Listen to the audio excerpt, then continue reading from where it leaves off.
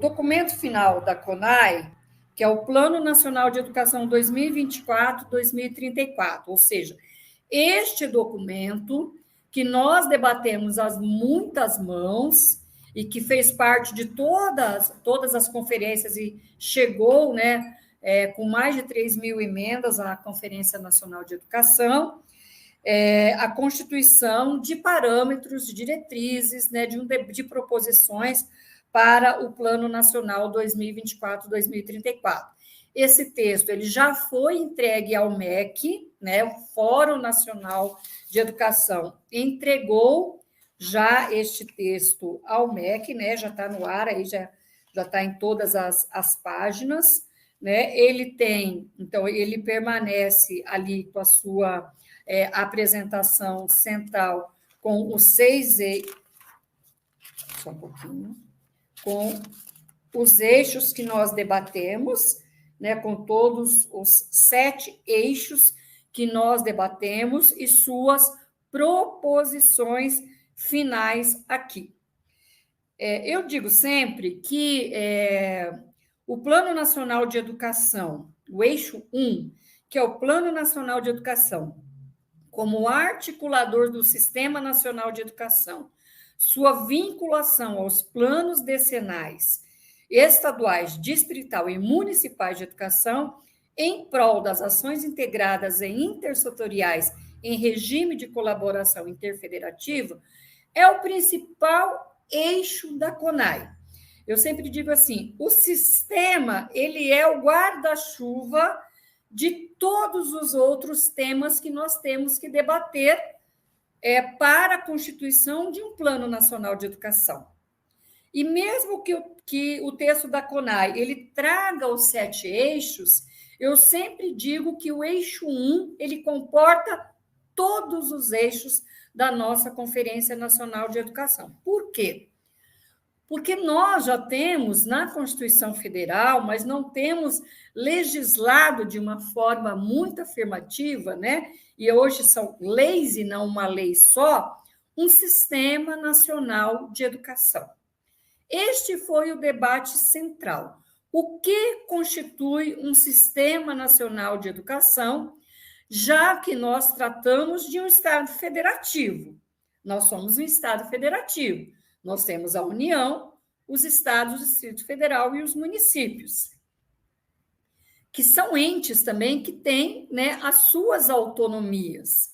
Mas, ao dizer que nós queremos constituir um Sistema Nacional de Educação, nós queremos dizer que nós queremos um modelo educacional articulado, dentro de uma estrutura que dê condições, né, objetivas para que esta política educacional ela seja seguida pelos estados, pelo Distrito Federal e pelos municípios em regime de colaboração, tá? Então, isso vai estar lá na página 45 e no item 124, de quais diretrizes e princípios nós queremos para um Sistema Nacional de Educação. Lá vai tratar no item 126. Aí, obrigada. Se vocês quiserem colocar já lá na página 45, o eixo 1, né, bem lá na frente, a gente vai ter lá nos itens 124 em diante, né, o que nós defendemos de um Sistema Nacional de Educação. Então, lá vai estar instituído a educação como um direito, a educação com justiça social, a educação como um regime de igualdade, a educação como direitos humanos, a diversidade, a sustentabilidade, a alocação dos recursos para que tenhamos uma educação com equidade, ou seja, com direitos iguais, e que a gente trate as desigualdades nas necessidades específicas, né? Nós sabemos que uma escola urbana é diferente de uma escola rural, nós sabemos que uma escola indígena é diferente de uma escola dos centros, ou mesmo das periferias, ou de uma cidade pequena, ou de uma cidade maior, ou do Paraná com o Pará. Mas eu preciso ter um patamar educacional, né, que essa alocação de equidade e dos seus recursos ela esteja presente. De qualidade social, por isso que a gente sempre debateu o custo aluno-qualidade, que já está na lei, que já está na Constituição, que está no Fundeb e que volta aqui na conferência e que volta como parâmetro para nós na CONAI e que deve ser elemento do novo Plano Nacional de Educação. Nós falamos da interdependência dos sistemas, mas dessa integralidade dos sistemas.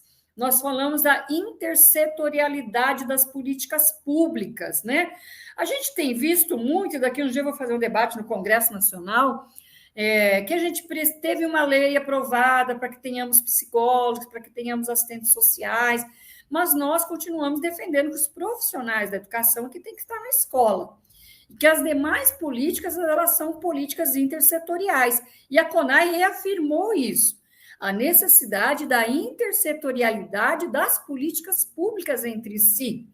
É claro que se um menino ou se de uma menina ele precisa de um atendimento especializado, esse atendimento especializado ele precisa estar garantido, mas ele não precisa necessariamente ser dentro da escola, se é um problema de saúde, se é um problema da assistência social. Nós não estamos falando aqui da inclusão, né? Da inclusão ela tem que estar dentro da escola.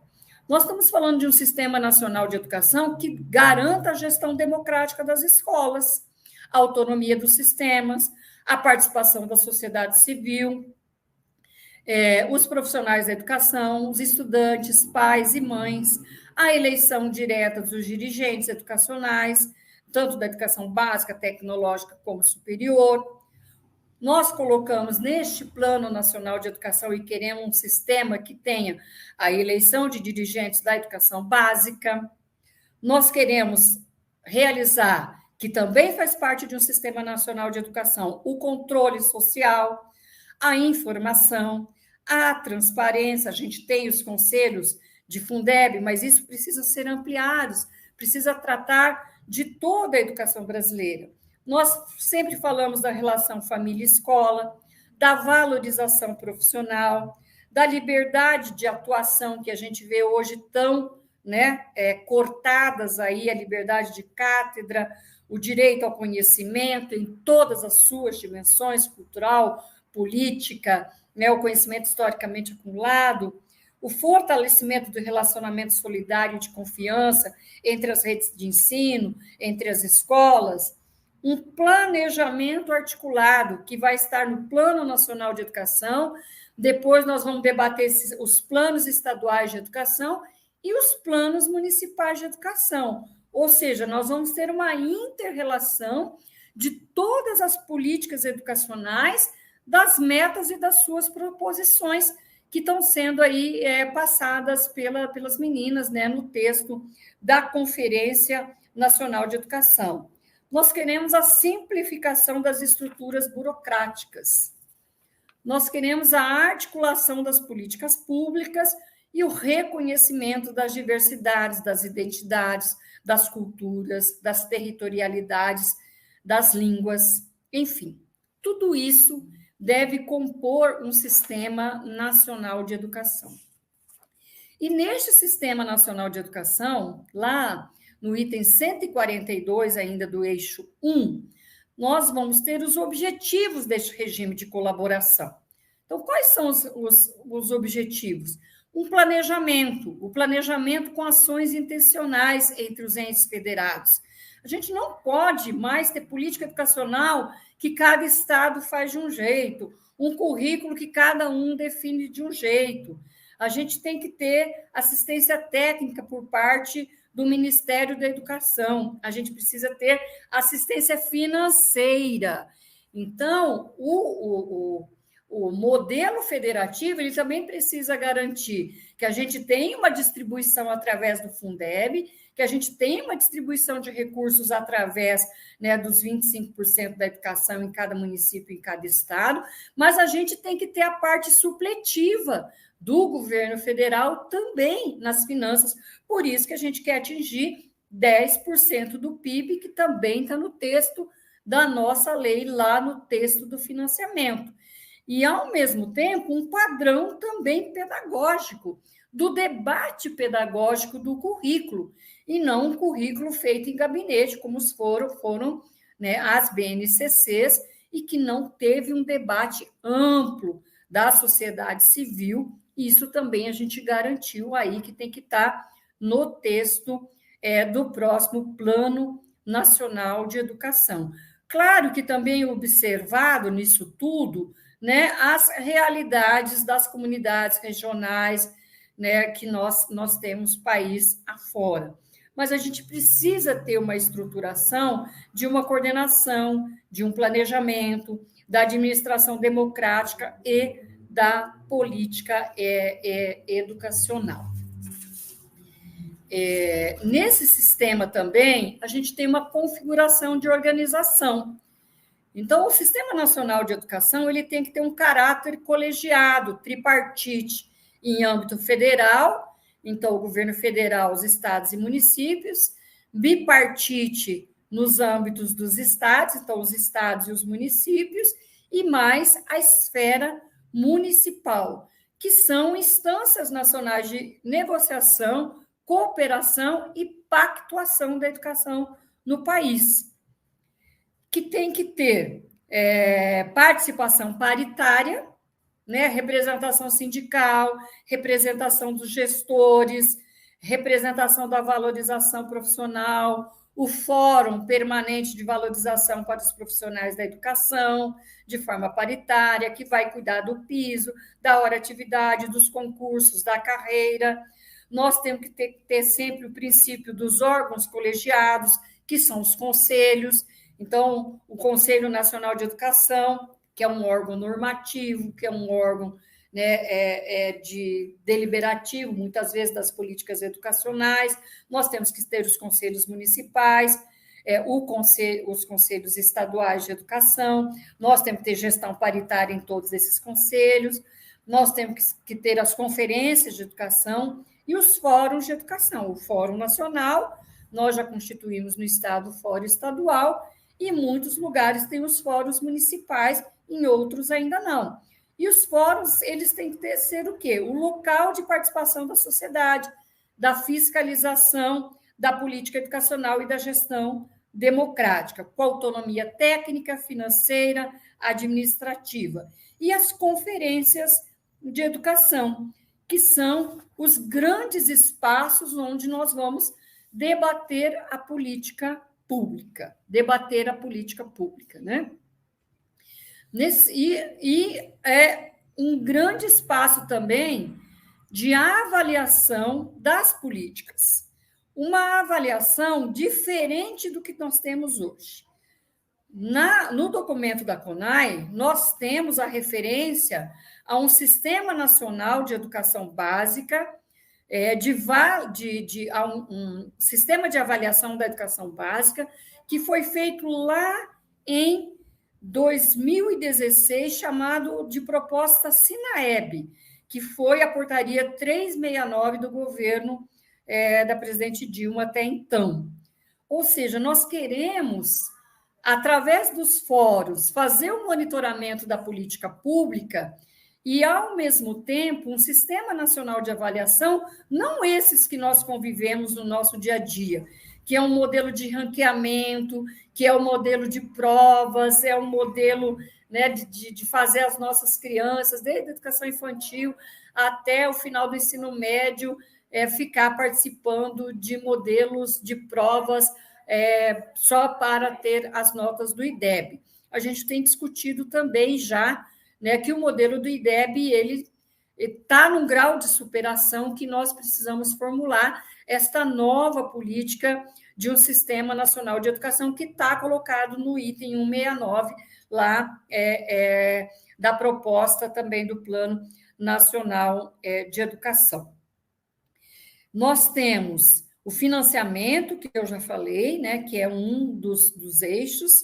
Nós temos a união com essa função redistributiva e supletiva, nós temos as receitas, que é chegar no mínimo a 10% do PIB para a educação brasileira, e temos também, por fim, a questão da responsabilidade fiscal, do controle educacional. Então, nós sempre falamos de uma lei de responsabilidade educacional que está contida aí no texto da CONAI, que vai tratar, né, dessas responsabilidades, tanto civil como administrativas, quanto criminal, porque não é possível também que a gente esteja ainda hoje à mercê, né, de determinadas políticas educacionais ou, né, de gestões que não cumpram, né, as suas propostas de leis ou as suas propostas construídas, que são os planos que têm que ter os monitoramentos através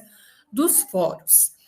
Eu acho que eu vou parando por aqui, nós já estamos com 46 minutos, mas então, para localizar novamente que a CONAI 2014, esse texto, ele traz nos seus objetivos centrais a configuração de um sistema nacional de educação, a proposta da educação como um direito, um padrão de qualidade muito efetivo que deve ter, né, para o país, mas que tem que respeitar também as diferenças regionais que nós temos no país, nos estados e nos municípios, que nós temos como princípio central a gestão democrática, que nós temos como princípio central a formulação de um sistema nacional de educação que caracterize uma política de conselhos, de fóruns, de conferências, de planos institucionais que devem ser, de forma democrática, monitorados, avaliados e executados, né, pelos fóruns de educação e, claro, pelas gestões. Que nós devemos ter a política da diversidade, da organização dos sistemas, dos níveis e modalidades muito bem construídos, estão presentes também, além da política de sustentabilidade de financiamento da educação. Eu vou deixar aqui agora para as perguntas. Já apareceram algumas perguntas ali. A Ana Lúcia, inclusive, Cimeri, disse que tinham algumas perguntas também para eu falar ao final. Só um pouquinho, que é a correlação de forças, né, Cimeri? Que é um pouquinho para a gente falar. Onde é que está esse texto do PNE hoje? Né? Ele está de uma forma de debate coletiva ainda, mas ele foi entregue ao MEC e o MEC está preparando uma proposta para ser enviada ao Congresso Nacional. Então, não é esse texto da CONAI que já será o Plano Nacional de Educação. Esse texto da CONAI, ele é um parâmetro, e o ministro garantiu isso, que ele será um parâmetro para a construção do novo Plano Nacional de Educação, que deve ser enviado até o mês de junho, no máximo, ao Congresso Nacional. Depois a gente fala um pouquinho das disputas e da correlação de forças que também vai se dar no Congresso Nacional. Cimeri.